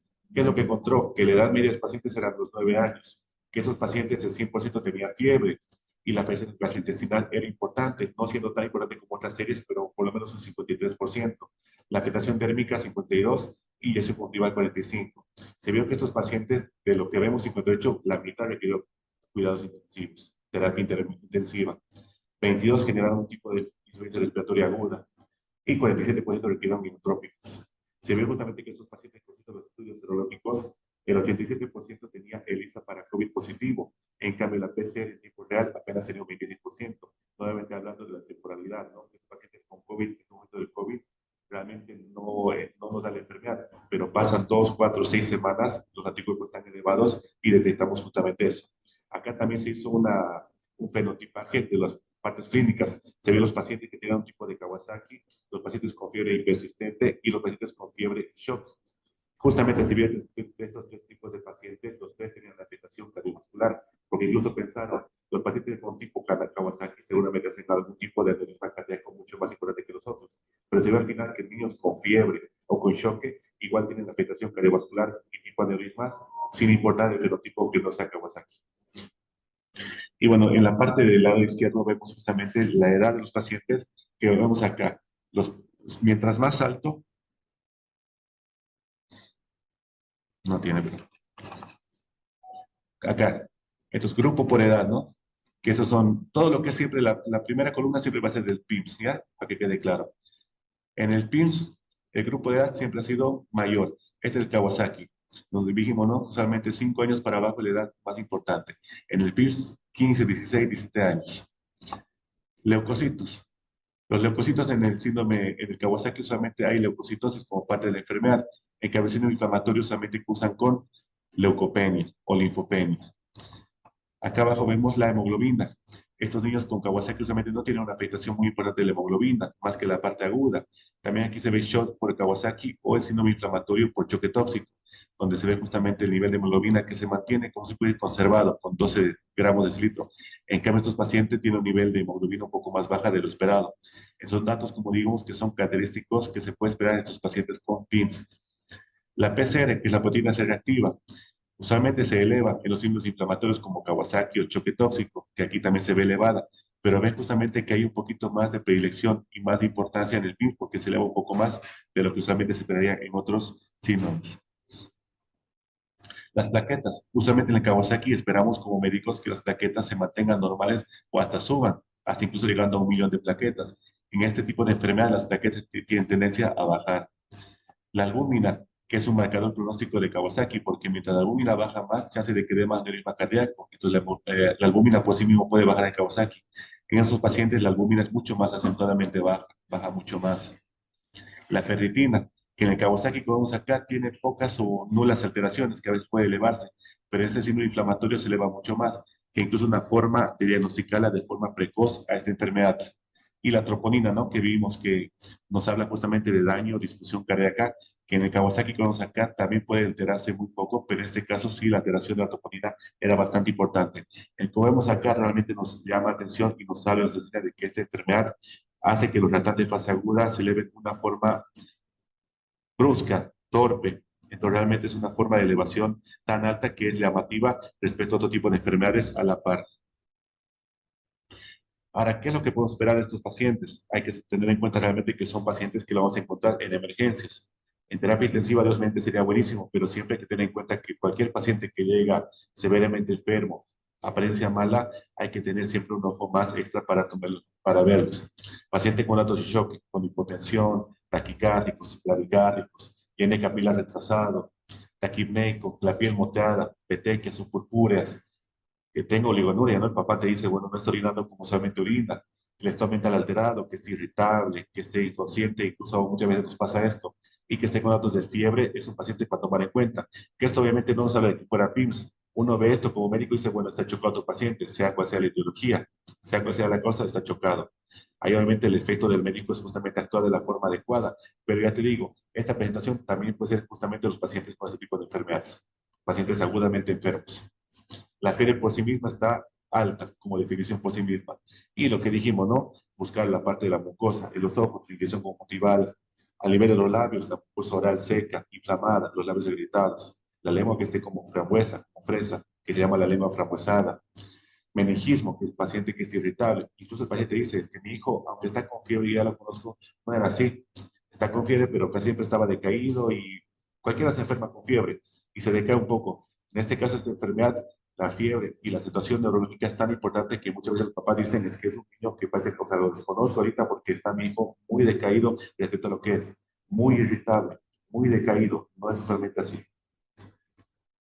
Y obviamente buscar los datos, como dijimos, ¿no? Los ganglios cervicales, la taquicardia, los ritmos irregulares, la parte abdominal, que dijimos, muchas veces estos cuadros asemejan cuadros abdominales quirúrgicos. La sensibilidad y el dolor a nivel abdominal, muy importante. Buscar las palmas de las manos, eritema y edema, que puede ser parte de la inflamación. La erupción cutánea polimorfa. Y como digo, siempre tener en cuenta esto, ¿no? El médico siempre tiene que ser un investigador, porque puede ser que ese rato uno busque todo esto y decir, bueno, no tiene todo punto, no creo que sea la temporalidad importante, decirte cómo estuvo de 2 o 3 días, cómo empezó, qué fue lo que pasó desde que empezó. Muchas veces la inyección conjuntival es un dato inicial, pero que desaparece a las 24 horas. Igual el ganglio, se sabe que el ganglio puede incluso aparecer a los 2 o 3 días y después de 3 días también desaparecer, pero el paciente está crítico y sigue estando enfermo. Entonces, no todos siempre se presentan al mismo tiempo, pero ya le digo, son datos que uno tiene que buscar pensando en este tipo de enfermedad. ¿Qué laboratorios? Como vemos acá, los laboratorios nos pueden ayudar de una forma amplia, pero como vemos siempre son complementarios. Acordarnos siempre eso. ¿Por qué? Porque puede haber alteraciones diferentes. Acordarnos que estos pacientes pueden presentar o leucocitosis o leucopenia, linfopenia, plaquetopenia, que es particular de esta enfermedad. La función hepática y renal pueden estar también alterados. Coagulopatía, que como dijimos es parte del diagnóstico de la OMS, que también los pacientes tienen coagulopatía, tanto por las plaquetas bajas el dímero de elevado o los tiempos de coagulación prolongados. Realizar rayos X, ecografía y operografía depende del compromiso que estamos pensando. Pero si pensamos que fuera un PIMS, sí o sí, depende mucho que nos vea una colega de la parte de cardiología para corroborar el compromiso cardíaco. Y los marcadores de inflamación, ¿no? Siempre acordarse, ¿no? Marcadores de inflamación que son reactantes de fase aguda, PSG, PCR, ferritina, LDH, PCP, que en este caso, como vimos, están acentuadamente elevados, más del usual.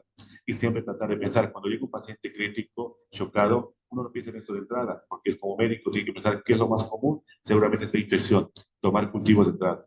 Paciente que llega con esto, aunque uno diga, bueno, yo creo que es PIMS, pero siempre tomar en cuenta los cultivos de entrada, porque es una forma de tener un diagnóstico diferencial 2 o 3 días después. Salen negativos, bueno, está bien, ya tienes un cultivo, problemas de ingreso para decir, bueno, no era una enfermedad infecciosa, yo creo que sí, realmente es nomás este tipo de enfermedad inflamatoria.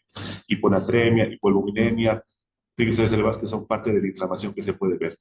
Y como digo, ¿no? Los lavatorios de sangre y de la parte de los lavatorios justamente que vemos acá de los lavatorios de la parte serológica de investigar el COVID pueden ser positivos, pero obviamente depende de cuál le pidan, porque habíamos visto que en esta pandemia del COVID han salido las pruebas rápidas, los PCRs, antígenos nasales, los ELISA, los CLIA, ¿cuál es más útil para nosotros? La verdad es que todos son útiles, igual pensar justamente en la antecedente familiar. Pero ya les digo, como es una enfermedad que usualmente pasa 2, 4, 6 semanas, la chance de que el PCR salga positivo es bastante baja. Es mucho más útil que salga un ELISA positivo, es mucho más útil porque están los anticuerpos elevados después de 2, 4, 6 semanas. Y como vemos acá, ojo, tener, ¿no? Bandera roja, pacientes con linfopenia, anemia, trombocitopenia o ferritina demasiado elevada, LH demasiado elevada, son justamente factores pronósticos o de mal pronóstico. Y se sabe también, niveles elevados de interleucina 6 y de ProBNP se asocian con alteraciones a nivel cardíaco. Y eso obviamente es un gráfico que nos hemos, como se dice, hemos visto en demasiadas exposiciones en otros lugares. Nos habla justamente acerca de la enfermedad. Acá vemos justamente cuando uno se enferma por COVID, ¿no? Que aquí te dice sería útil tomar lo que es la PCR, porque aquí justamente hay la replicación viral. Pero pasando solamente una semana empiezan a elevarse lo que son los anticuerpos, IgG, IgM. Usualmente es cuando ahí se presenta la enfermedad, de las 2 a las 6 semanas. Entonces, al principio de la enfermedad no esperemos tener anticuerpos. Y al principio de la enfermedad viral no empezamos que tenga la enfermedad, sino pasando el tiempo 2 a 4 a 6 semanas. Y como le dije, ¿no? Usualmente también como dato, como tip, ¿no? Usualmente estos pacientes siempre seguían las olas de COVID altas. Entonces, cuando veíamos, ¿no? Reporte de COVID, 1,000, 2,000, 3,000 pacientes, por semana se acumulaban muchos, como pediatras dijeron, bueno, en este caso, sí, como hay mucha gente infectada, es posible que después de esta enfermedad, de esta ola de COVID, sí vengan los signos inflamatorios. En cambio, cuando la enfermedad está baja, es posible que no pase nada de eso. La parte diferencial, como vemos, es bastante amplia. Es una enfermedad nueva, se puede decir, porque empezamos a descubrirla en 2020 a mediados. Entonces, no pasó muchos años. Entonces, diagnósticos diferenciales siempre son importantes tomar en cuenta, tomar cultivos, ver siempre la parte viral. Acuérdense que los síntomas gastrointestinales son una forma frecuente de presentación. Entonces, no olvides descartar las dudas agudas, ¿no? La ecografía es importante para eso. Miocarditis por otros virus que pueden también presentarlo. O reacción a fármacos que también puede presentar a un paciente. En eso justamente les hice como un gráfico para que puedan descartar y ver, ¿no? Porque son enfermedades también frecuentes que obviamente merecen su diagnóstico diferencial. La fiebre escarlatina, por ejemplo, es una enfermedad causada por el streptococo del grupo A, en la cual tiene como parte compatible la erupción, fiebre y anopatías. En cambio, no es tan frecuente los cambios en los ojos, los labios, el que produce gastrointestinal, neurológico o respiratorio y la hipotensión. En el Kawasaki, que hemos dicho desde ingreso, ¿no?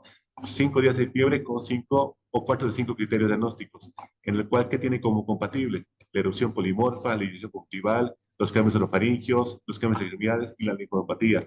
Pero solamente es más frecuente en el PIRS la parte gastrointestinal, la trombocitopenia, la anemia, la linfopenia, los niveles demasiado elevados de los reactantes de fase aguda como la ferritina, la troponina y el ProBNP. Los síndromes de shock tóxico, tanto por estreptococo como el filococo, que también tienen su compromiso compatible, la erupción, la hipotensión, trombocitopenia, compromiso de sistema nervioso central y la falla renal. En cambio, que no te ayuda mucho, la eritodermia, la descamación y el compromiso muscular. Estreptococo por lo mismo, ¿no? Y el choque séptico. Como ven acá, entonces hay datos que obviamente nos sirven como médicos que estamos empezando, viendo la práctica, porque digo, el paciente no viene con su etiqueta en la cabeza, sino que uno tiene que, en base a criterios, a datos clínicos y al laboratorio, decir, bueno, este creo que sí tiene o cumple en base a esto, o que realmente no cumple en base a otro. Otra pulga, piojo que tenemos en Santa Cruz es el dengue, ¿no? Que realmente cuando el dengue se presenta, como se dice, epidémicamente alto, obviamente golpea fuerte. Hacemos visto síntomas sintomáticos por el dengue muy acentuados, que lo vimos acá en el hospital. Y usualmente que también una forma de diagnosticarlas y distinguirlas es eso, ¿no? Usualmente en el dengue, que el derrame pleural es un dato de dengue grave, de dengue asociado justamente con compromiso mayor. Este paciente no tiene tanto la diarrea, como se dice, pero sí hay un compromiso hepático bastante importante, presión hepática severa. En cambio, el síndrome inflamatorio, vómito, diarrea y dolor abdominal.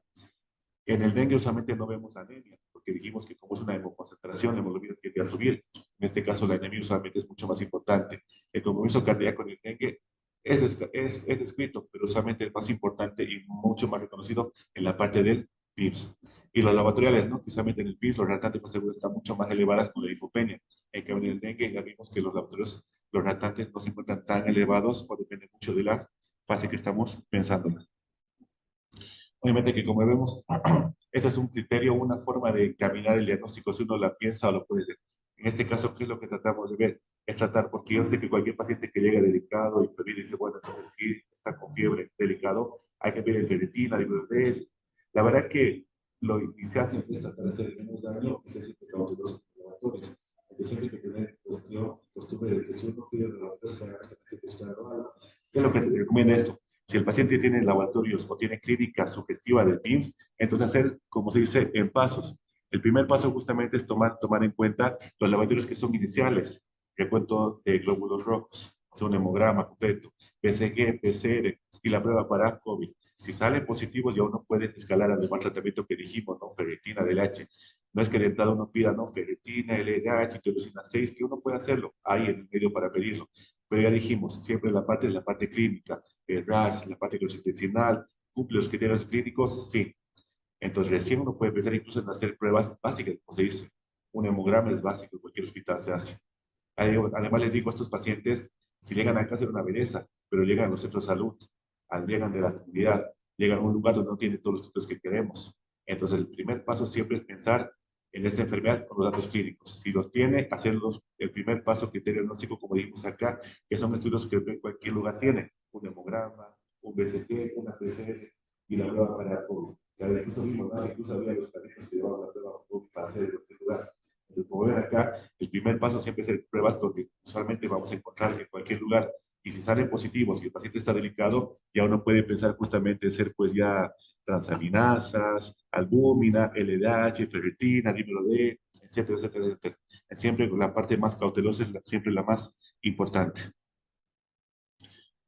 Esta es de las últimas cosas que hemos encontrado, que vimos, ¿no? Que es el COVID en recién nacidos, que obviamente es una, creo que yo no lo he visto, no sé si tú lo has visto. Bueno, en este caso, estos amigos hicieron la revisión de 44 artículos y justamente encontraron 33 pacientes que tuvieron esta enfermedad, que supuestamente encontraron los datos clínicos de la enfermedad 7 días después y los, como si compararon con los pacientes que eran neonatos o niños menos de 6 meses.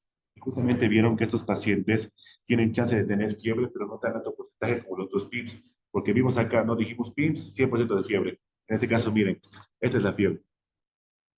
Y en este caso, los niños con esta enfermedad o los neonatos, la fiebre es el 20%. O sea, ¿qué le llama la atención? ¿Qué creo que les llega la atención? Que hay neonatólogos que van a llegar justamente. Un paciente que nace con un nexo epidemiológico importante, la mamá con COVID, o que en la casa ha habido COVID y presenta datos sistémicos importantes, especialmente cardiovasculares o respiratorios, hay que tomar en cuenta. No siempre va a tener una fiebre importante, no siempre va a tener un síntoma gastrointestinal importante, no es que va a estar vomitando, diarrea, no. Distrés respiratorio y falla cardíaca y no le encuentran la causa, tómalo en cuenta, por favor, a partir de ahora, ¿no? Realmente un paciente, ya dijimos, los neonatos son burbujas de cristal, es difícil diagnosticarlo muchas veces. Los diagnósticos son menos claros todavía que en pediatría. En este caso vimos que realmente esta enfermedad puede presentarse. Pensarlo justamente cuando haya datos de afectación cardíaca, pulmonar, gastrointestinal, cutánea, neurológica. El tratamiento no varía mucho de la parte de adultos porque sigue siendo inmunoglobulina con corticoides y la medicación biológica si está disponible. El manejo del tratamiento de esta enfermedad, ¿qué es? El objetivo justamente es eso, ¿no? Bajar la inflamación. Como una enfermedad nueva, el tratamiento justamente es extrapolado a otro tipo de enfermedades como lo que es la enfermedad de Kawasaki. ¿Qué es lo que se recomienda? Obviamente criterios de internación, ¿no? Se recomienda la admisión a los niños que cumplen los criterios diagnósticos para ingresar, que tengan deterioro rápido del estado general, signos vitales anormales, distrés de cualquier tipo, falla neurológica o distrés, déficit neurológico de cualquier tipo, difusión hepático-renal, marcadores introductorios muy elevados, electrocardiograma normal o marcadores séricos de daño cardíaco.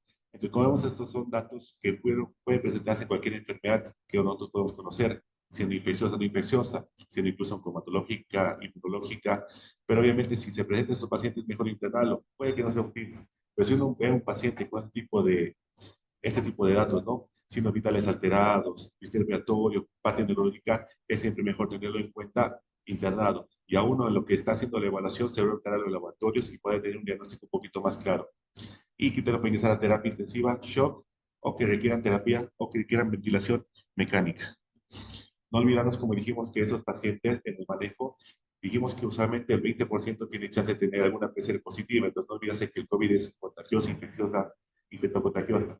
Por más de que el 80% tengan el ISA positivo y no tengan síntomas respiratorios, pero igual siempre utilizar el equipo apropiado, ¿no? El equipo de protección personal apropiada. Y obviamente si el paciente llega en shock, eso obviamente que nos compete mucho más la parte de terapia, ¿no? Esos pacientes con shock son diferentes de los pacientes diferentes porque tienen habitación cardíaca. Lo malo es que este choque cardíaco va a ser como cualquier choque cardíaco que tú veas. Entonces, obviamente, el manejo va a ser en base a ese tipo de shock. Los líquidos no tan altos, iniciar vasoactivos como ustedes manejan, porque ya vemos pacientes con shock en emergencia a 20 y a 20. En este caso puede ser perjudicial para el paciente. Justamente manejar los tiempos, manejar los laboratorios y manejar la clínica respecto a lo que estamos viendo. Antibióticos también se preguntan, ya dijimos, muchas veces el diagnóstico inicial es difícil. Llega paciente febril, séptico, en mal estado, no está mal. Tomamos cultivos y usamos antibióticos de forma empírica. Sale negativo el cultivo, uno va a decir que está durando y puede quitar incluso. Antitérmicos, laboratorios, terapia intensiva y obviamente tener cerca algún cardiólogo que nos ayude con el diagnóstico definitivo. El manejo acá está más resumido, que justamente es la inmunoglobulina, la aspirina y los corticoides, que son usualmente el tratamiento inicial de esta enfermedad. La inmunoglobulina usualmente son 2 gramos por kilogramo dosis única. La aspirina usualmente si tiene el fenotipo de Kawasaki, porque ya dijimos que esos pacientes pueden tener transitopenia. Si tienen plaquetas bajas, aspirina más, no vale la pena ponerle. El paciente con tanto de PIBS y un fenotipo Kawasaki sí se beneficia de la aspirina. Y el corticoide, que obviamente depende mucho de la enfermedad. Si es una afectación severa, los bolos de corticoide, como está indicado acá, de 10 a 30 miligramos kilogramo dosis. Pero si la afectación no es severa, también se utiliza lo que son los corticoides de 1 a 2 miligramos kilogramo día.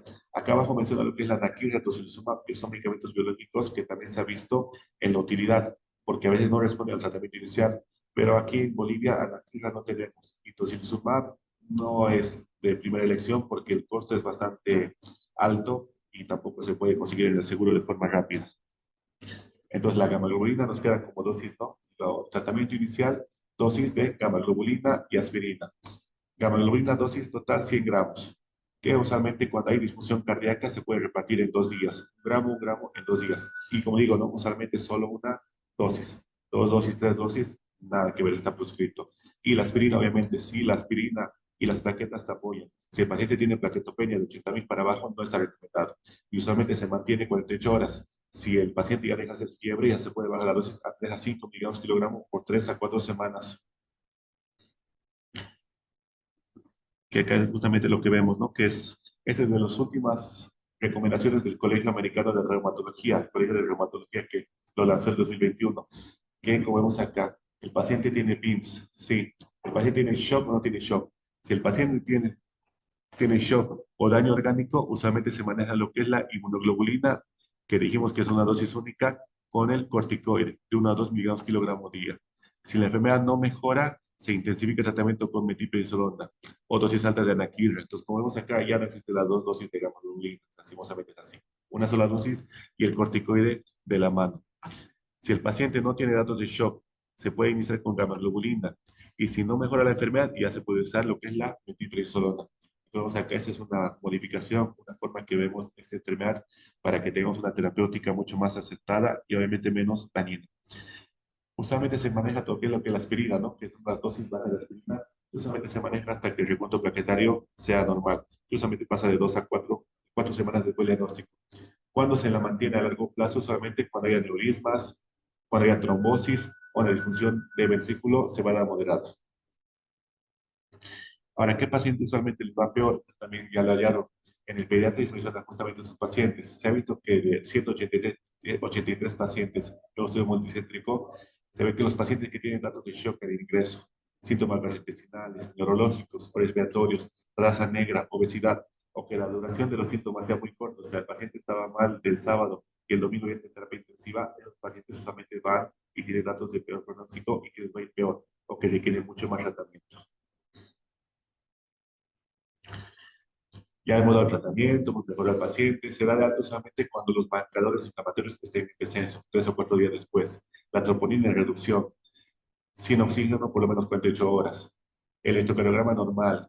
Y obviamente si se va de alta con enoxaparina con nivel terapéutico de factor 10 en nivel terapéutico. Que coma bien y los síntomas de falla cardíaca controlados, sí, amerita.